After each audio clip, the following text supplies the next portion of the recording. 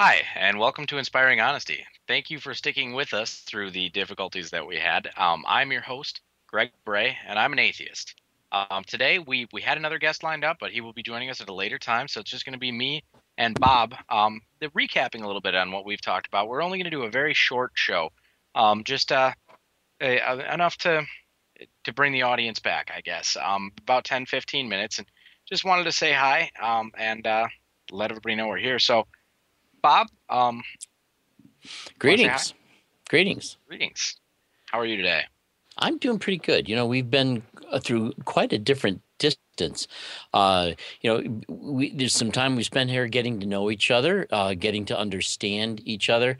And to be honest with you, I really feel that although we do still have some rather diametric conclusions, I feel there's many ways in which we're on very much the same page in terms of uh, inspiring honesty and taking a look at issues like that. So, in that regard, I think it's been just a fruitful adventure for me.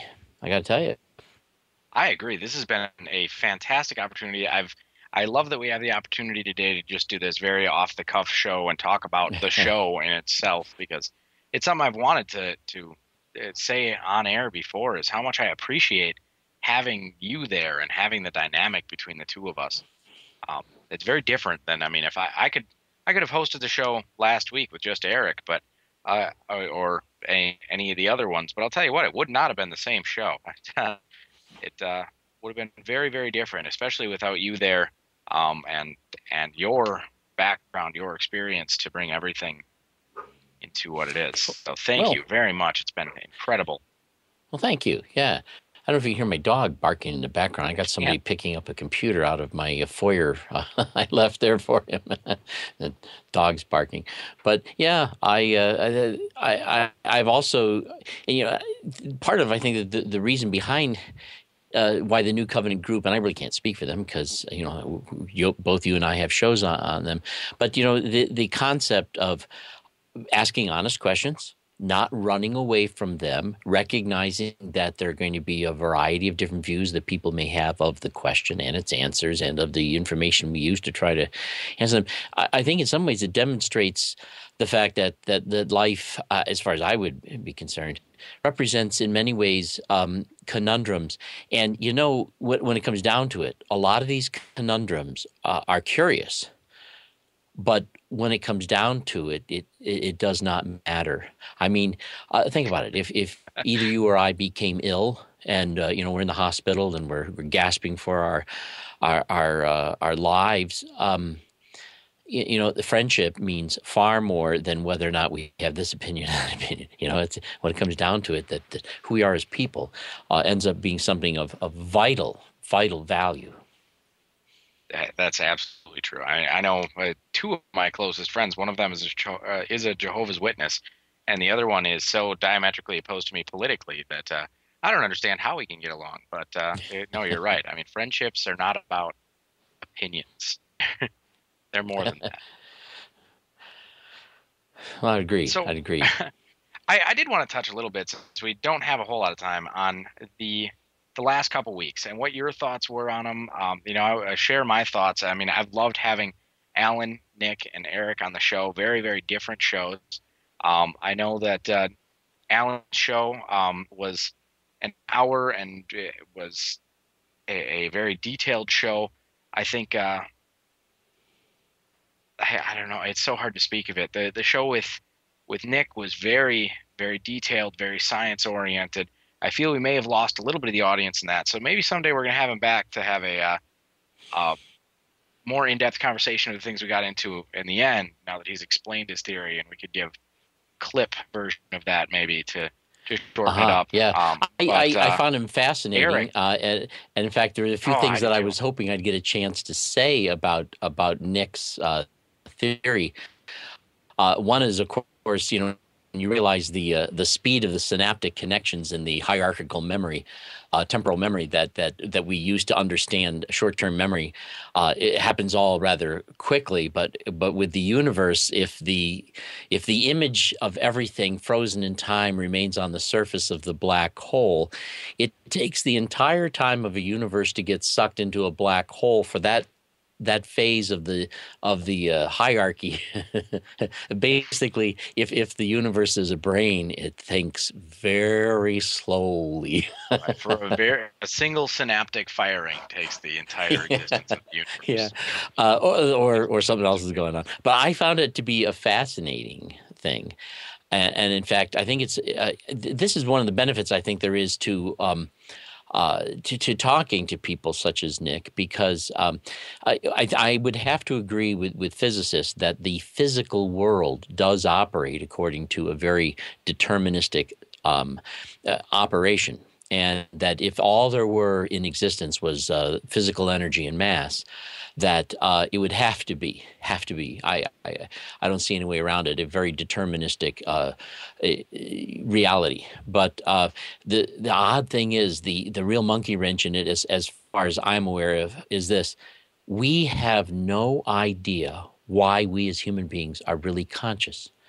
If we were just living things, we might have awareness of something, but at the same time, is there something that is neither energy nor mass that represents who we are as personalities?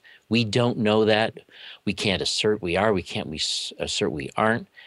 But this certainly throws a monkey wrench in the formula of opening up possibilities that who knows where that leads. And to me, that's the only possibility for there being even any such thing as freedom of choice, or what some people call free will, which to me is an exaggeration of what we have. But Well, are anyway, you the familiar? value There's though of a Nick's project where talking. they're. Oh, okay, go You're cutting ahead. up. I can't hear you. What was that? Are you familiar? There's a project right now where they're trying to recreate structurally a human brain using um, artificial uh, Yeah. materials. I don't remember the name of the project. I was just reading about it earlier today, but the name is escaping me. But I mean, that could really bring a lot into question. If they can duplicate structurally the human brain, will that necessarily create consciousness, or is that something? Who knows? It's fascinating. Because the question is our biology an apparatus for our soul, and our soul is something different, or is the soul really just this experience created by our biological activity? We don't really know. We I don't think we even have a way of knowing. And but it's an interesting question. And one thing we do know, I suppose, is that what, regardless of how it is, from the standpoint of living in a human body, we are definitely limited and affected by that body. I mean, for example, if you were to get ill, or there was supposed to be if there was a certain germ in your body that affects certain aspects of your brain that make you angry and irritable, you'd be angry and irritable, That's true. and and we can inject people with certain things that make them we can actually manipulate people's emotions sometimes by injecting them with certain chemistry. And if you inject them with something that makes them hostile, they don't say, oh my goodness, I'm feeling hostile and I don't know why. That's not their reaction. Their reaction is, Right. hey, why did you do that to me? That's offensive. And all you did was say hi. And they just take great offense at it because for some reason that's what makes. So we're I'm very much definitely,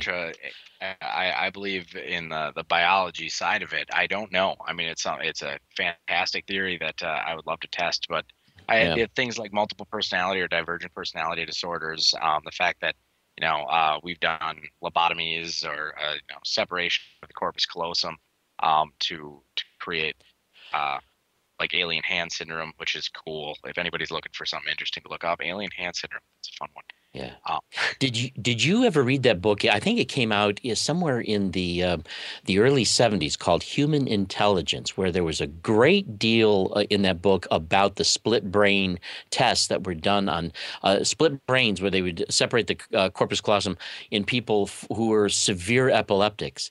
That tests seem to indicate that it's quite possible that they created two very distinct and separate consciousness that were operating within the same body, but in some ways unaware of each other. it's When fascinating. oh Well, and that's yeah, where, I it mean, makes you biologically realize speaking, even men and women, I know I rile some people up when I say this, but we think differently, and that has a lot to do with the relative size of the corpus callosum within the brain. Men tend yes, to, this is not an absolute, but men tend to have a separation of consciousness where um, we think more with one side of the brain or the other at any given moment. But because women have a more developed corpus callosum relative to their brain size, they think with their entire brain at one time. They can combine rational and emotional decisions into one decision, and I can't do Yeah. that very well. Well, and It's I used to put it this way: us men, we're on dial-up; they're on broadband. yeah, people get upset with me when I say that, but it's nothing but a compliment to women that their brains work Yeah, better than ours do. yeah. I'm being We told can that, like I download said, everything this is eventually, but it we have a takes a very while. short show here. So I'm being told we've got about 3 minutes Hmm. to get back in. So thank you. I know it's been just a quick chat. The one thing I wanted to say, Bob, that I really appreciated having you there for is some of the theology side of it. I'm a biologist. The theology that I know is it's armchair. I mean, I've done some reading on the subject, but for the most part, it's things that I've gleaned from conversations and that I have um, uh, developed on my own. So it's nice to have somebody who's formally trained in theology, especially when we run into things like Alan and Eric using these very formal and I guess they're scholasticism would be, I guess, the best way to It's very describe. very traditional theologies, Yeah, and in some sense, it's almost unfair because I have no loyalty tradition. I'm liable to come from anywhere. it's and I'm more schooled in the conventional than the traditional um, Hmm. now because most of my education has been here. So it throws me for a loop. I know intuitively what's going on, but it's really nice to have you there to be Thanks. able to bring the rest of it back to a level where you're wrapping in my side and theirs. It's nice. So thank you. I don't know Sure. how much time we have left here, but is there anything else you wanted to say before the end of the show?